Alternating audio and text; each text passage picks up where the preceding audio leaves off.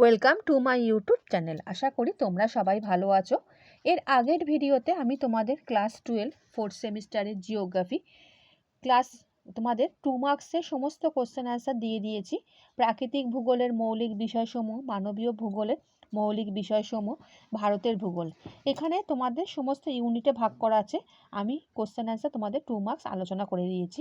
আজকে আমি তোমাদের 3 মার্কসের কিছু ইম্পর্টেন্ট কোশ্চেন এখান থেকে দিয়ে দিচ্ছি। চ্যানেলে যারা নতুন, চ্যানেলটা সাবস্ক্রাইব করে রাখো, আর ভিডিওটা ভালো লাগলে লাইক এবং বন্ধুদের শেয়ার করে দিও। তাহলে বন্ধুরা আরম্ভ করে দিচ্ছি।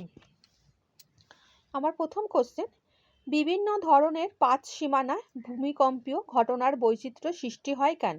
পাঁচ সীমানার ভূমিকম্পীয় ঘটনার বৈচিত্র্য সৃষ্টির কারণ, বিভিন্ন পাঁচ সীমানা ভূমিকম্পের উৎপত্তি এবং প্রকৃতি সাধারণত পাঁচ চলাচলের ধরন, ঘর্ষণ, গভীরতা এবং সংশ্লিষ্ট শিলা গঠনের উপর নির্ভর করে।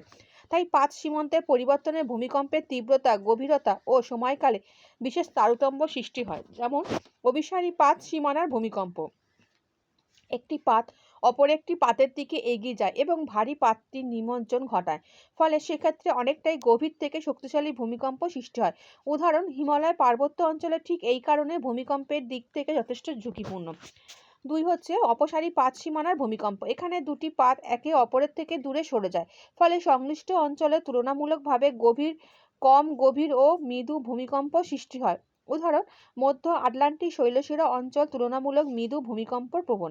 নিরপেক্ষ পাত সীমানার ভূমিকম্প, এখানে দুটি পাত খুব পাশ ঘেঁষে সঞ্চালিত হয়, ফলে সংশ্লিষ্ট অঞ্চলে দীর্ঘ চ্যুতি গঠনের সময় অত্যন্ত শক্তিশালী ভূমিকম্প সৃষ্টি করে। উদাহরণ, সান আন্দিজ অঞ্চলটি অত্যন্ত ভূমিকম্প প্রবণ।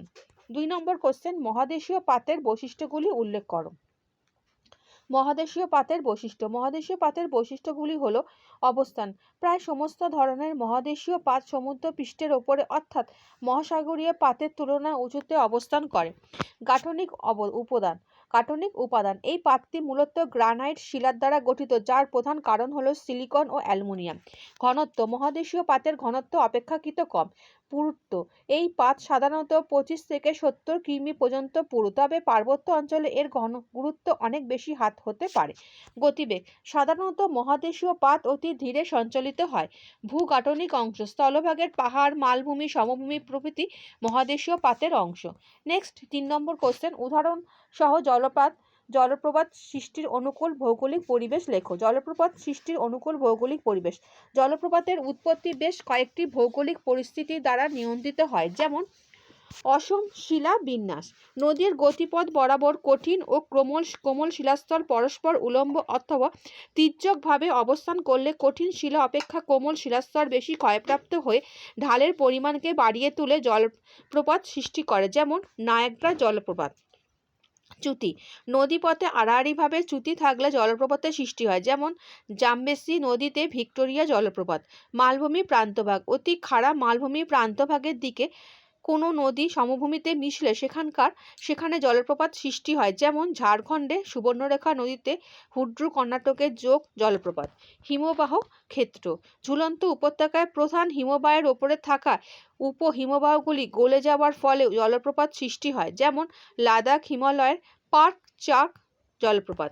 নিকবিন্দু, ভূমির পুনর্যৌবন লাভের কারণে উৎপন্ন নিকবিন্দুর নতুন ঢালে জলপ্রপাত সৃষ্টি হয়, যেমন সুবর্ণরেখা নদীতে দশম ও জনহা জলপ্রপাত। নেক্সট 4 নম্বর কোশ্চেন, গঠনগত দিক থেকে কয়েকটি উল্লেখযোগ্য সমুদ্রভৃগুর পরিচয় দাও। গঠনগত দিক থেকে বিভিন্ন প্রকার সমুদ্রভৃগু। 1958 সালে সমুদ্রভৃগু আন্দ্রে গুইচার সমুদ্রভৃগু 4টি বিশেষ রূপ উল্লেখ করেছেন, যথা দুর্বল ভৃগু, কাদা পাথর, পেলে পাথর, চুনা পাথরের দ্বারা গঠিত ভৃগু দ্রুত ক্ষয় পেয়ে নিম্ন উচ্চতাযুক্ত হয়।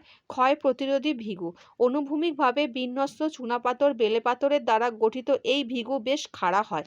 যৌগিক ভৃগু, শেল ও কাদা পাথরের গঠিত এই ধরনের ভৃগু মধ্যস্থ শিলাস্তরের চক চুনাপাথরের দুর্বল স্তর লক্ষ্য করা যায়। জটিল ভৃগু, উপকূলের নিকট ভূ উত্থান, ভূ নিমজ্জন এবং সামুদ্রিক ক্ষয়কাজ একই সাথে ঘটলে জটিল ভৃগু সৃষ্টি হয়। তটভূমি এবং তটরেখার মধ্যে পার্থক্য। প্রথমে বলছি বিষয়ের মধ্যে হচ্ছে তটভূমি আর তটরেখা। সীমানা, উচ্চ জোয়ার সরি বন্ধুরা, উচ্চ জোয়ার ও নিম্ন জোয়ারের মধ্যবর্তী অংশ সামুদ্রিক জলভাগ এবং স্থলভাগ সংযোগী কাল্পনিক রেখা। পরিবর্তনশীলতা, তটভূমি তুলনামূলকভাবে স্থায়ী তটরেখার জোয়ার ভাটার সাথে। তারপরে প্রকৃতি, জোয়ার ভাটার সাথে পরিবর্তিত হয়। প্রকৃতি, এটি দৈর্ঘ্য এবং প্রস্থযুক্ত দ্বিমাত্রিক ভূমিভাগ, এটি প্রায় অনুদৈর্ঘ্য একমাত্রিক সীমারেখা। প্রভাব, তরঙ্গ জোয়ার ভাটা ক্ষয় অবক্ষেপণ দ্বারা প্রভাবিত, এটি ঝটিকা তরঙ্গ বা জোয়ারের দ্বারা ক্রমশ ভিগুর দিকে এগিয়ে যায়। নেক্সট 6 নম্বর কোশ্চেন, শিব বালিয়াড়ির বৈশিষ্ট্যগুলি লেখো। শিব বালিয়াড়ির বৈশিষ্ট্যগুলি হলো অবস্থান, শিব বালিয়াড়ি বায়ুপ্রভাবের অভিমুখে প্রায় সমান্তরালে গড়ে ওঠে। আকৃতি, এগুলির আকৃতি অনেকটা তরবারির ন্যায় সোজা। বিস্তৃতি, শিব বালিয়াড়িগুলির দৈর্ঘ্য বেশি এবং প্রস্থ খুব কম হয়। উচ্চতা এবং ঢাল, প্রায় 100 মিটারের বেশি উচ্চতাযুক্ত শিব বালিয়াড়ির পার্শ্ব ঢাল 20 ডিগ্রি পর্যন্ত হতে পারে। শীর্ষভাগ ও নিম্নাংশ, শিব বালিয়াড়ির শীর্ষভাগ কিছুটা করাতের ন্যায় এবং দুটি শিব বালিয়াড়ির মধ্যবর্তী নিচু অংশকে করিডোর বা গাসি বলে। মরু অঞ্চলের বায়ুর কার্যাবলীর গুরুত্ব সম্পর্কে যা জানো লেখো। মরু অঞ্চলের বায়ুর কার্যাবলীর গুরুত্ব, মরু অঞ্চলে বায়ুর কার্যাবলীর বিভিন্ন দিক থেকে গুরুত্বপূর্ণ, যেমন বৈচিত্র্যপূর্ণ ভূমিরূপ গঠন। মরু অঞ্চলে বায়ুর ক্ষয়, পরিবহন ও সঞ্চয়ের মাধ্যমে বিভিন্ন বৈচিত্র্যপূর্ণ ভূমিরূপ গড়ে ওঠে, যেমন ইদারাং, জিউগেন, বালিয়াড়ি, রিপল মার্কস, লোয়েস সমভূমি, প্লায়া ইত্যাদি। জলবায়ুর বিশ্লেষণে সহায়ক, কোনো মরু অঞ্চলে বায়ুর অভিমুখ গবেষণার মাধ্যমে সেখানকার অতীতে জলবায়ু পরিবর্তনের বিভিন্ন নিদর্শন এবং আবহাওয়া সংক্রান্ত যাবতীয় উপাদান বিশ্লেষণে বিশেষভাবে সহায়তা করে। ভূতাত্ত্বিক গবেষণা, মরু অঞ্চলে বায়ুর ক্ষয় ও সঞ্চয়জাত বিভিন্ন ভূমিরূপগুলি ভূতাত্ত্বিক গবেষণার একাধিক তত্ত্ব প্রদান করে থাকে। পর্যটন কেন্দ্র, পৃথিবীর অধিকাংশ অঞ্চলে বায়ুর কার্যাবলীর মাধ্যমে গড়ে ওঠা বালিয়াড়ি ও মরুভূমি বহু পর্যটকের দৃষ্টি আকর্ষণ করে। সেই কারণে সাহারা, থর সহ একাধিক মরুভূমি অন্যতম পর্যটন স্থলে পরিণত হয়েছে। পেডিমেন্ট ও বাজাদার মধ্যে পার্থক্য লেখো। পেডিমেন্ট ও বাজাদার মধ্যে পার্থক্য। বিষয়, প্রথমে হচ্ছে পেডিমেন্ট ও বাজাদা। প্রকৃতি, মরু অঞ্চলে পর্বতের পাদদেশে অবস্থিত কোমল ঢাল বিশিষ্ট প্রায় সমতল অঞ্চল হচ্ছে পেডিমেন্ট। আর বাজাদা, মরু ও মরুপ্রায় অঞ্চলে বাজাদা হলো একাধিক পলল স্তরে বিস্তৃত সমাবেশ, যা অনেকটা অনুচ্চ পাখার মতো গড়ে ওঠে। উপাদান, এটি শক্ত পাথুরে উপাদানে গঠিত, এটি পলি, বালু, আকার প্রভৃতির দ্বারা গঠিত। অবস্থান, এটি পর্বতের একেবারে পাদদেশে অবস্থিত, এটি পেডিমেন্টের নিচে বা পার্শ্বজ অংশে গড়ে ওঠে। বিস্তৃতি, এটি প্রধানত ক্ষুদ্র অঞ্চল জুড়ে বিস্তৃত, এটি অপেক্ষাকৃত বৃহৎ এলাকা জুড়ে বিস্তৃত। মানব জীবনের ওপর ভূমিরূপে ক্ষয়চক্র কিভাবে প্রভাব ফেলে। ক্ষয়চক্র এবং মানব জীবনের মধ্যে সম্পর্ক। ক্ষয়চক্র হলো এমন একটি ভূমিরূপ প্রক্রিয়া যার মাধ্যমে কোনো উচ্চভূমি ধীরে ধীরে ক্ষয়প্রাপ্ত হয়ে ক্ষয়সীমায় পৌঁছায় এবং পুনরায় ভূমির উত্থান ঘটলে অনুরূপ প্রক্রিয়া চক্রাকারে চলতে থাকে। ক্ষয়চক্রকে প্রায়শই মানুষের জীবনের সঙ্গে তুলনা করে যৌবন, পরিণত এবং বার্ধক্য পর্যায়ে ভাগ করা হয়। মানব জীবনের সঙ্গে ক্ষয়চক্রের গুরুত্বপূর্ণ সম্পর্ক রয়েছে, যথা কৃষিকাজ। ক্ষয়চক্রের দ্বারা নদী উপত্যকার উর্বর পলি সঞ্চয় হয়, যা কৃষির পক্ষে সহায়ক। ভারতে গঙ্গা, ব্রহ্মপুত্র এবং সিন্ধু নদীর পলি সঞ্চয়ের দ্বারা যে সমভূমি তৈরি হয়েছে তা অত্যন্ত উর্বর এবং এই সমভূমি ভারতের প্রধান কৃষি এলাকা। জনবসতি ও জীবনযাত্রা, ক্ষয়চক্রের অন্তিম বা বার্ধক্য পর্যায়ে সৃষ্ট সমতল ভূমি বসবাসের জন্য উপযোগী। এতে শহর, শিল্প কারখানা, পরিবহন ব্যবস্থা প্রভৃতি সহজতর হয়। প্রাকৃতিক দুর্যোগ, ক্ষয়চক্রের অংশ হিসাবে ভূমিধস, নদীর পাড়ের ভাঙন, নদীর গতিপথ পরিবর্তন প্রভৃতি ঘটে। এগুলি মানুষের জীবনে দুর্যোগ বিপর্যয় ডেকে আনে। সম্ভবত এর সঙ্গে খাপ খাইয়ে চলা এবং এর প্রতিরোধ ব্যবস্থা গড়ে তোলা জরুরি। পর্যটন ও অর্থনীতি, ক্ষয়চক্রের ফলে পাহাড়, পর্বত, নদী, উপত্যকা ইত্যাদি গড়ে ওঠে। এই সকল নৈসর্গিক শোভা পর্যটনদের আকর্ষণ বৃদ্ধি করে এবং অর্থনৈতিক উপার্জনের উৎস হয়ে ওঠে। সুতরাং ক্ষয়চক্র শুধু প্রাকৃতিক পরিবর্তনের বিষয় নয়, এটি মানুষের জীবন, সংস্কৃতি এবং অর্থনীতির সঙ্গে নিবিড়ভাবে যুক্ত। নদী উপত্যকার নদীমঞ্চ সৃষ্টি হয় কারণ ব্যাখ্যা করো। নদী উপত্যকার নদীমঞ্চ সৃষ্টির কারণ। নদীর পুনর্যৌবন লাভের ফলে নদীর উভয় পার্শ্ব বা ধাপের মতো সৃষ্ট ভূমিরূপ হলো নদীমঞ্চ। সাধারণভাবে কোনো নদীর মধ্য এবং নিম্ন গতিতে উভয় পার্শ্বে পলি সঞ্চিত হয়ে প্লাবনভূমি সৃষ্টি হয় এবং নদী তার মধ্যে দিয়ে ধীর গতিতে প্রভাবিত হয়। এই অবস্থায় পুনর্যৌবন লাভ ঘটলে নদীর স্রোতের পরিমাণ এবং শক্তি বৃদ্ধি পায়। ফলে নদী তার পুরাতন উপত্যকা কেটে নিচে বসে যায় এবং দুই পার্শ্বের উপত্যকা বা প্লাবনভূমি গঠিত হয়ে বর্তমান নদী অপেক্ষা কিছুটা ওপরের মঞ্চ বা সিঁড়ি বা সোপানের মতো অবস্থান করে। এইভাবে পুনর্যৌবন লাভের ফলে পূর্বের নদী উপত্যকার নদী মঞ্চ সৃষ্টি হয়ে থাকে। একাধিকবার পুনর্যৌবন লাভ হলে তত সংখ্যক নদী মঞ্চ সৃষ্টি হবে। এই সকল নদী মঞ্চ আসলে পূর্বের নদী উপত্যকার অস্তিত্ব বহন করে। প্রতিভ ঘূর্ণপাত আবহাওয়া শান্ত থাকে কেন? প্রতিভ ঘূর্ণপাতের আবহাওয়া শান্ত থাকার কারণ। প্রতিভ ঘূর্ণবাদের আবহাওয়া প্রধানত শান্ত থাকে। এর কারণগুলি হলো উচ্চচাপ অঞ্চল। প্রতিভ ঘূর্ণবাদ এমন একটি অঞ্চল যেখানে বায়ুচাপ বেশি থাকে এবং তার চারপাশে বায়ুচাপ অপেক্ষাকৃত কম থাকে। এখানে বায়ু নিম্নমুখী হয়ে চারিদিকে ছড়িয়ে পড়ে। মেঘ গঠনের সুযোগ কম। নিম্নমুখী বায়ু নিচের দিকে নামতে থাকলে অ্যাডিয়াবেটিক প্রক্রিয়া তার উষ্ণতা বাড়তে থাকে এবং জলীয় বাষ্প ধারণ ক্ষমতা বেড়ে যায়। এতে মেঘ গঠনের বাধা সৃষ্টি করে, ফলে আকাশ পরিষ্কার থাকে এবং বৃষ্টির সম্ভাবনা কমে যায়। ধীর বায়ুপ্রবাহ ও স্থিতিশীলতা। প্রতিভ ঘূর্ণবাদের কেন্দ্রে বায়ু চলাচল ধীর গতিতে হয়। এই বায়ুপ্রবাহ উত্তর গোলার্ধে ঘড়ির কাঁটার অভিমুখে এবং দক্ষিণ গোলার্ধে ঘড়ির কাঁটার বিপরীত অভিমুখে ঘোরে। এই ধীর বায়ুপ্রবাহ শান্ত ও স্থিতিশীল আবহাওয়া তৈরি করে। কোপেনে জলবায়ু শ্রেণীবিভাগের সুবিধাগুলি লেখো। কোপেনে জলবায়ু শ্রেণীবিভাগের সুবিধাগুলি হলো সাংকেতিক নামকরণ। কোপেন জলবায়ু শ্রেণীবিভাগ ইংরেজি বর্ণমালার বিভিন্ন অক্ষরকে সাংকেতিকভাবে ব্যবহার করেছেন। এগুলি সহজে মনে রাখা এবং ব্যাখ্যা করা যায়, ফলে শ্রেণীবিভাগটি অনেক সহজ হয়েছে।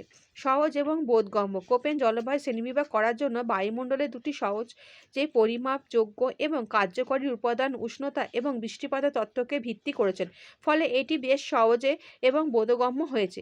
বিশ্বজনীন ব্যবহার যোগ্যতা। কোপেনে জলবায়ু শ্রেণীবিভাগটি একাধারে পর্যবেক্ষণযোগ্য এবং অভিজ্ঞতালব্ধ উপকরণ ভিত্তিক হবার বিভিন্ন প্রভৃতির সমস্ত অঞ্চলে এটি প্রয়োগ করা হয়। এটি বিশ্বজনীন বিভিন্ন জলবায়ুর মধ্যে তুলনা এবং শ্রেণীবিভাগের করার ক্ষেত্রে সুবিধাজনক। কৃষি ও পরিবেশ পরিকল্পনা।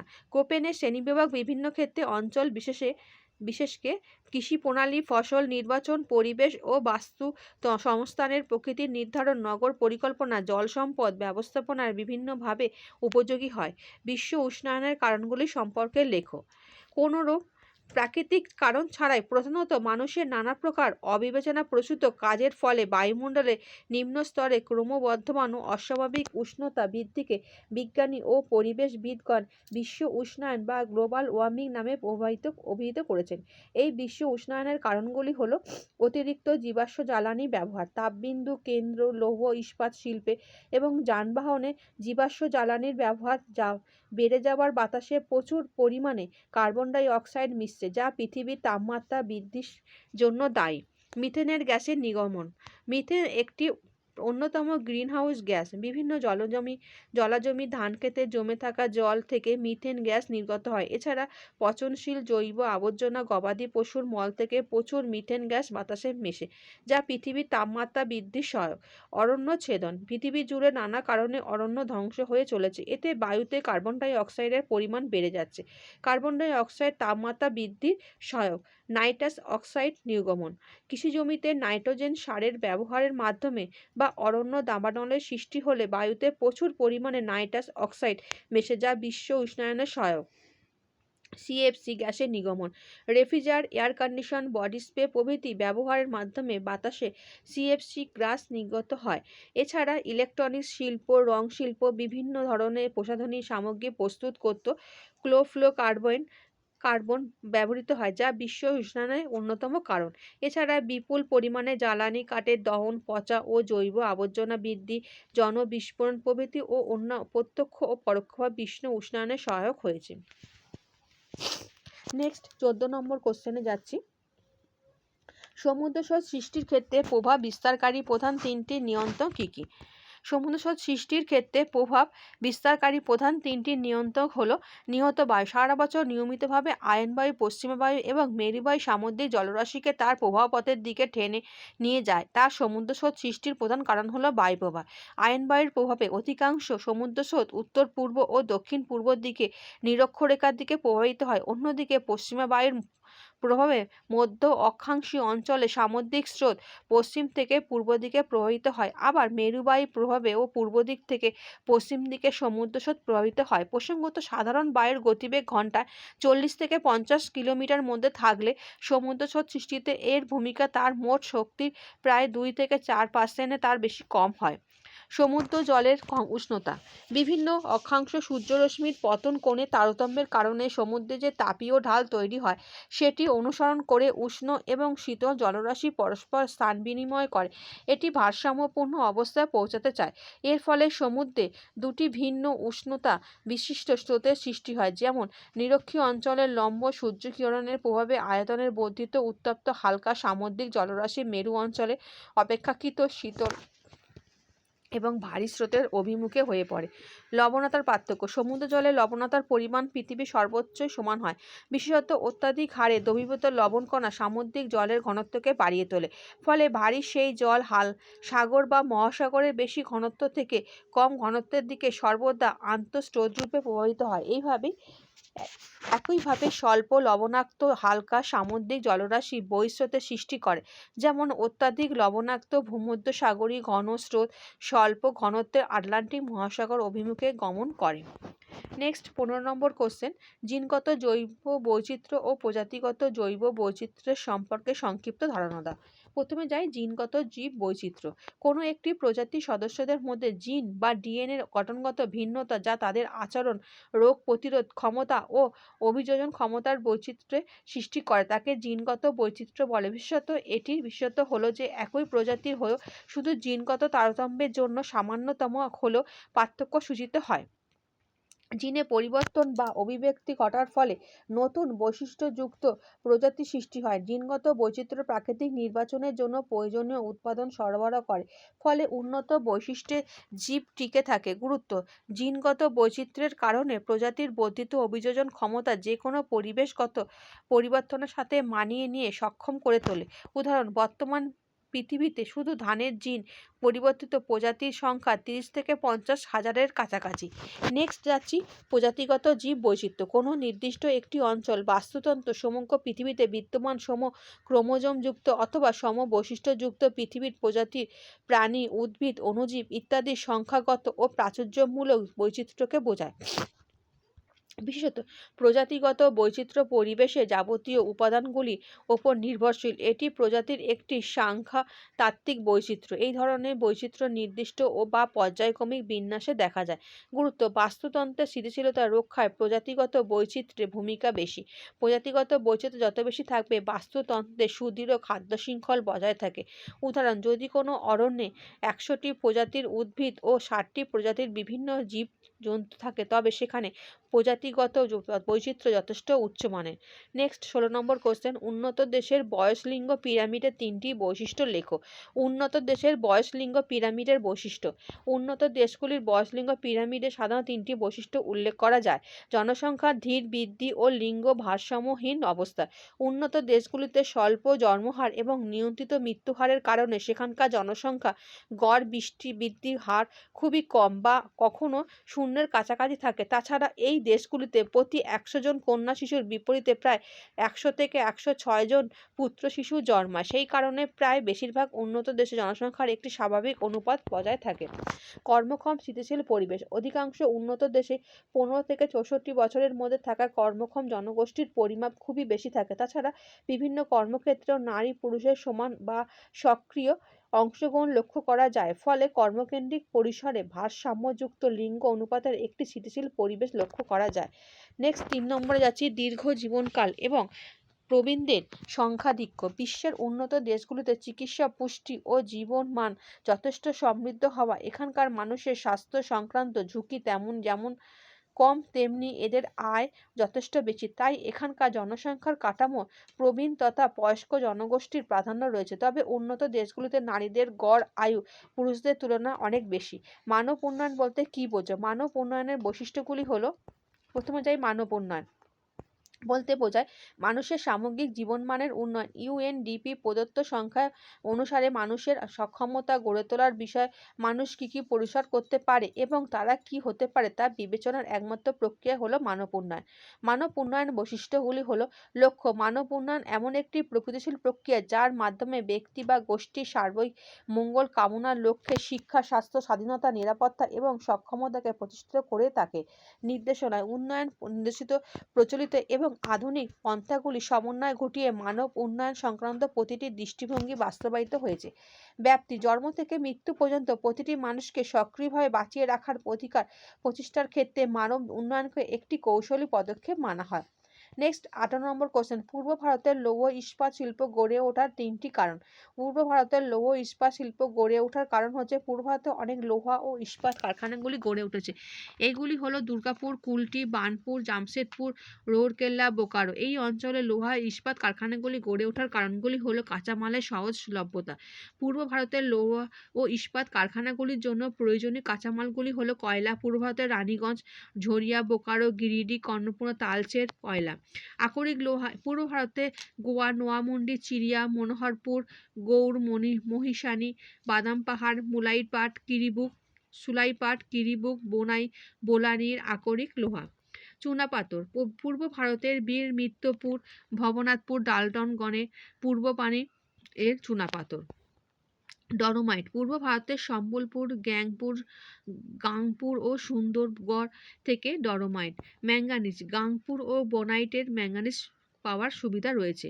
জলের সহজলভ্যতা এই শিল্পের প্রয়োজনীয় জল দামোদর, বরাকর, সুবর্ণরেখা, খড়কায়, শঙ্খ, ব্রাহ্মণী, দক্ষিণ কোয়েল প্রভৃতি নদ নদী থেকে সহজেই পাওয়া যায়। নেক্সট 3 নম্বর পয়েন্ট, পর্যাপ্ত বিদ্যুৎ শক্তি। পূর্ব ভারতে প্রচুর কয়লা নির্ভর বৃহদায়তন তাপ বিদ্যুৎ কেন্দ্র গড়ে উঠেছে, যেমন পূর্ব ভারতে দুর্গাপুর, মেজিয়া, দিশেরগড়, বক্রেশ্বর, পাতাতু, বোকারো, তালচের প্রভৃতি। নেক্সট 19 নম্বর কোশ্চেন, সাম্প্রতিক ভারতে মোটর গাড়ি নির্মাণ শিল্পের দ্রুত বিকাশের 3টি কারণ উল্লেখ করো। ভারতে গাড়ি নির্মাণ শিল্পে গড়ে ওঠার কারণসমূহ হলো, প্রথম হচ্ছে সরকারি নীতির সহায়তা। মেক ইন ইন্ডিয়া এবং আত্মনির্ভর ভারত উদ্যোগগুলি দেশীয় উৎপাদনকে উৎসাহিত করে এবং বিদেশি নির্ভরতা কমিয়ে স্থানীয় উৎপাদন বাড়াতে সাহায্য করেছে। এর ফলে দেশীয় গাড়ি উৎপাদনের পাশাপাশি যন্ত্রাংশ তৈরির ক্ষেত্রে অনেক বড় উন্নতি হয়েছে। অটোমোবাইলের যন্ত্রাংশ শিল্পের জন্য PLI প্রকল্প চালু করা হয়েছে। ফ্রেম প্রকল্পটি ভারতের বৈদ্যুতিন ও হাইব্রিড গাড়ির ব্যবহার ও উৎপাদনকে উৎসাহিত করার জন্য গুরুত্বপূর্ণ ভূমিকা পালন করেছে। অটোমোবাইল সেক্টরে 100% FDI অনুমোদন, যা বিদেশি বিনিয়োগকারীদের জন্য ভারতকে একটি আকর্ষণীয় গন্তব্যে পরিণত করেছে। বৈদ্যুতিন গাড়ির ওপর GST কমানো হয়েছে, যা EV থেকে সাশ্রয়ী করে তুলেছে। মধ্যবিত্ত শ্রেণীর বৃদ্ধি ও ক্রমবর্ধমান চাহিদা। ভারতের মধ্যবিত্ত শ্রেণীর আকারে বৃদ্ধি পাচ্ছে এবং তাদের ক্ষয়ক্ষমতা বাড়ছে, যার ফলে ব্যক্তিগত গাড়ির চাহিদা বাড়ছে। আধুনিক ভোক্তারা উন্নত সুরক্ষা, ভালো জ্বালানি দক্ষতা, উন্নত সংযোগ বিকল্প এবং উদ্ভাবনী সংস্থা সহ আরও আরামদায়ক ও উচ্চ মানের গাড়ি খুঁজছেন। নির্মাতারা এই পরিবর্তিত চাহিদার প্রতি দ্রুত সাড়া দিচ্ছেন। দেশের ক্রমবর্ধমান জনসংখ্যা বাজারের জন্য একটি বিশাল ভোক্তা বৃত্তি তৈরি করেছে। নেক্সট পয়েন্ট, পরিকাঠামোগত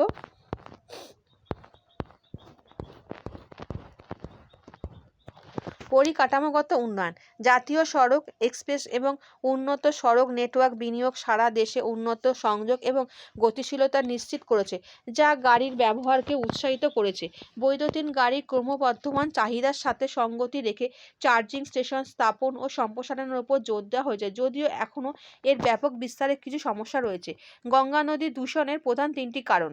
গাঙ্গেয় অববাহিকা বিশ্বের অন্যতম ঘনবসতিপূর্ণ এলাকা। ভারতের পবিত্র এবং জীবনদায়ী গঙ্গা নদী এই অববাহিকা প্রাণকেন্দ্র। তবে বর্তমান গাঙ্গেয় অববাহিকা মারাত্মক জল দূষণের কারণ। এর প্রধান কারণগুলি হলো অপরিশোধিত পয় নিষ্কাশন। গঙ্গা নদীর দূষণের একটি কারণ হলো অববাহিকা শহর ও নগরগুলিতে থেকে উৎপন্ন বিশাল পরিমাণে পয় নিষ্কাশন থেকে সরাসরি অপর্যাপ্তভাবে পরিশোধিত হয়ে গঙ্গা এবং তার উপনদীতে ফেলে দেওয়া হয়। অনেক শহরে পর্যাপ্ত পয় নিষ্কাশন পরিশোধন প্ল্যান্ট পর্যন্ত নেই, যেগুলি আছে সেগুলি সঠিকভাবে কাজ করে না। এতে জল থেকে রোগ সৃষ্টিকারী জীবাণু, জৈব পদার্থ এবং পুষ্টি উপাদান জলে মিশে যায়। শিল্প বর্জ্য। গঙ্গা নদীর দুপাশে অবস্থিত অসংখ্য শিল্প কারখানা, কাগজ শিল্প কারখানা থেকে নির্গত বিষাক্ত রাসায়নিক বর্জ্য সরাসরি নদীতে ফেলা হয়। এই বর্জ্যে ভারী ধাতু, অ্যাসিড, ক্ষার, রঞ্জক এবং অন্যান্য ক্ষতিকারক পদার্থ থেকে, যা জলজ প্রাণীর সাথে অত্যন্ত বিষাক্ত এবং মানুষের স্বাস্থ্যের জন্য বিপজ্জনক। কানপুরের চামড়া শিল্পগুলি এই দূষণের জন্য বিশেষভাবে পরিচিত। কৃষি বর্জ্য।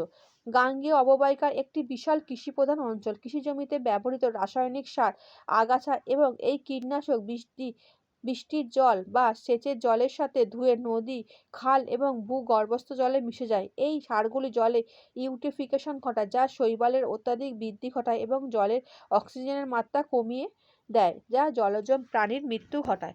ভারতের ভূমি খণ্ডায়নের প্রধান কারণগুলি কি? ভারতের ভূমি খণ্ডায়নের প্রধান কারণসমূহ হলো অর্থনৈতিক, সামাজিক, অর্থনৈতিক, আইনি কারণ রয়েছে, যথা উত্তরাধিকার আইন। ভারতের প্রতিটি রাজ্যই সম্পত্তি অধিকার আইন অনুযায়ী পিতার মৃত্যুর পর তার ছেলে মেয়েদের মধ্যে জমি সমানভাবে ভাগ করা হয়। এর ফলে জমির আকার ক্রমশ ছোট হতে থাকে।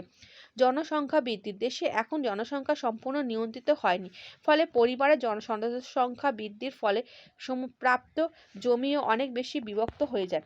কৃষি নির্ভরশীলতা। বিকল্প জীবিকার অভাবে দেশের ছোট জমিতে নানা ধরনের অর্থনীতি গড়ে ওঠে, যার ফলে স্থানীয় জমিগুলি একাধিক খণ্ডে ভাগ হয়ে যায়। ভূমি ক্রয় বিক্রয়। দরিদ্র পরিবারের মধ্যে সম্পদের অভাবের কারণে অনেক সময় জমি বিক্রি করা হয়, ফলে পরিবার ভিত্তিক জমির খণ্ডায়ন ঘটে।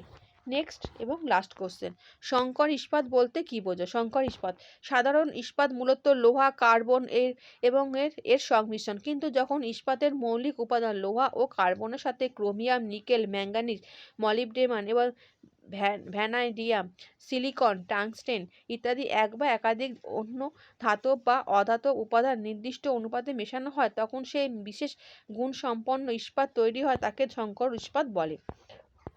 এর বৈশিষ্ট্য: ক্ষয় প্রতিরোধ ক্ষমতা। স্টেনলেস স্টিলের প্রধান উদাহরণ, যা মরচে প্রতিরোধ করে। উচ্চ তাপমাত্রা সহ্য করার ক্ষমতা। জেট ইঞ্জিন বা পাওয়ার প্ল্যান্টের মতো উচ্চ তাপমাত্রা পরিবেশ ব্যবহৃত ইস্পাত। কঠোরতা ও দৃঢ়তা। টুলস বা সামরিক সরঞ্জাম তৈরিতে ব্যবহৃত ইস্পাত। ঘর্ষণ প্রতিরোধ ক্ষমতা। যন্ত্রাংশের জন্য ব্যবহৃত ইস্পাত। চুম্বকীয় বৈশিষ্ট্য। কিছু নির্দিষ্ট বৈদ্যুতিন ও ইলেকট্রনিক যন্ত্রাংশে ব্যবহৃত ইস্পাত। আচ্ছা বন্ধুরা, আশা করি তোমাদের যে আজকে কোশ্চেন অ্যান্সার দিলাম বুঝতে পেরেছো। আরও যদি কারোর কোনো অসুবিধা হয় আমাকে কমেন্ট করে জানিও, আমি তোমাদের সেই কোশ্চেন অ্যান্সার দিয়ে দেবো। আর ভিডিওটা ভালো লাগলে বন্ধুদের শেয়ার করে দিও। আচ্ছা বন্ধুরা, ভালো থেকো।